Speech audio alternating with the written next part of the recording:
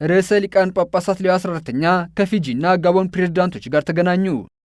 ርዕሰ ሊቃነ ጳጳሳት ሌዮ 14ኛ ከፊጂ ፕሬዝዳንት ራቱናይ ቃማላላባላቡና ከጋቦን ፕሬዝዳንት ብራይስ ኢንጉዌማ ጋር በቅድስት መንበር ተገናኙ።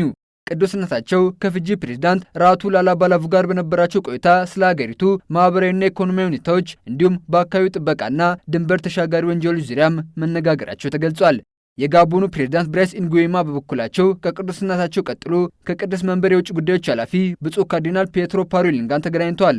በቆይታቸውም በቅድስት መንበርና በሀገራቱ መካከል ስላለው መልካም ግንኙነት እንዲሁም በጤና ጥበቃ፣ በትምህርትና በወጣቶች ሕንጸት ዙሪያ በአካባቢው ከሚገኙ አብያተ ክርስቲያናት ጋር እየተሰሩ ስላሉ ስራዎችም ተነጋግረዋል። በተመሳሳይ የፊጂው ፕሬዝዳንት ራቱናይ ቃማላላባላቡ ከቅዱስነታቸው ቀጥሎ ከቅድስት መንበር የውጭ ጉዳዮች ኃላፊ ብፁዕ ካርዲናል ፔትሮ ፓሮሊን ጋር በመነጋገር ሁለቱም ሀገራት ባላቸው የሁለትዮሽ ግንኙነት ደስተኞች መሆናቸውን መግለጻቸውን ቫቲካን ኒውስ ዘግቧል።